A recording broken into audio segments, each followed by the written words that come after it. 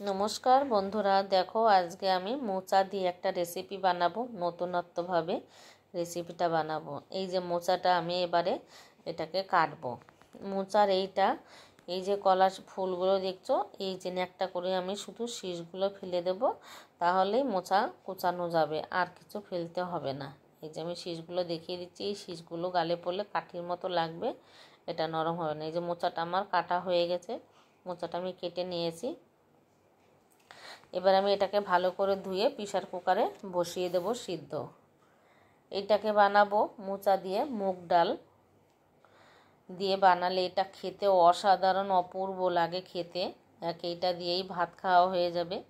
আমি গ্যাস জ্বেলে নিলাম, নিয়ে প্রেসার কুকারটা এবার বসিয়ে দিলাম। এটা বেশ কয়েকটা সিটি পড়ুক। কিছুক্ষণ পর আমি নামিয়ে নিয়ে কড়াইটা বসিয়ে দিচ্ছি। শুকনো খোলায় আমি ডালটাকে আগে ভেজে নেব।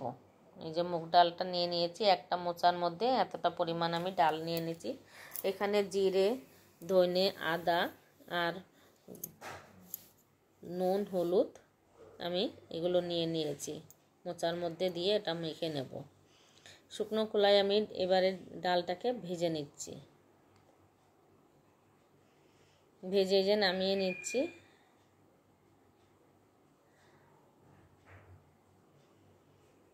এবারে আমি দিয়ে দিলাম সর্ষের তেল, তার মধ্যে কয়েকটা জিরে, একটা শুকনো লঙ্কা, একটা তেজপাতা ফোড়ন দিয়ে দিচ্ছি। দিয়ে এই তেলের মধ্যে নেড়ে চেড়ে আরেকটুখানি আমি হলুদ দিয়ে দেব।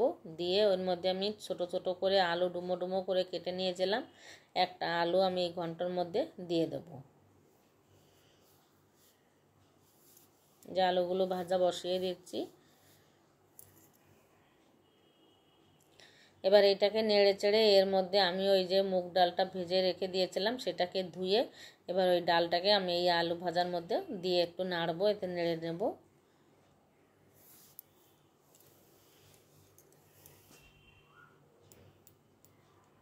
এই মোচাটাকের মধ্যে আমি ওই মশলাটা দিয়ে দিলাম, দিয়ে এবার ভালো করে আমি এটাকে চটকে একটু মেখে নেব। বন্ধুরা, এইভাবে মুগ ডাল দিয়ে মোচা খেয়ে দেখো কেমন লাগে। যদি ভালো লাগে কমেন্ট একটু জানাইও। আমি এবার মোচা মাখাটা আমি দিয়ে দিলাম কড়ার মধ্যে। দিয়ে এবার ওই ডাল আলুটা মোচাটা ভালো করে এবারে একটু মিশিয়ে অল্প করে জল দিয়ে দিয়ে আমি চাপা ঢাকা দিয়ে দেব। আস্তে আস্তে বেশ সুন্দর ডালটাকেও সিদ্ধ হবে আর মোচাটা আরও মজে যাবে, আলুটাও সিদ্ধ হয়ে যাবে।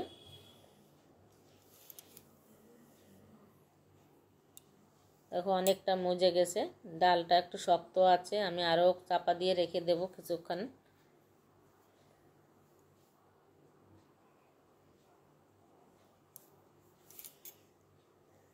নেড়ে চেড়ে এবার ভালো করে মিশিয়ে দেব।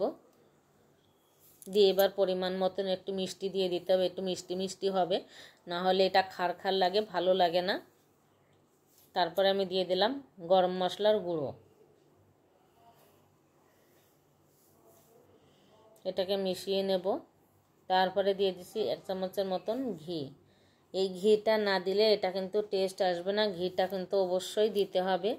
মুগ ডাল দিয়ে মোচা ঘন্ট দারুণ লাগবে, দারুণ লাগবে। তোমরা বন্ধুরা খেয়ে দেখবা এই রেসিপিটা কেমন লাগে, কমেন্ট করে জানাইও। যদি ভালো লেগে থাকে তোমরা বাড়িতে ট্রাই করে খেয়ে দেখবা, অবশ্যই তোমাদেরও ভালো লাগবে।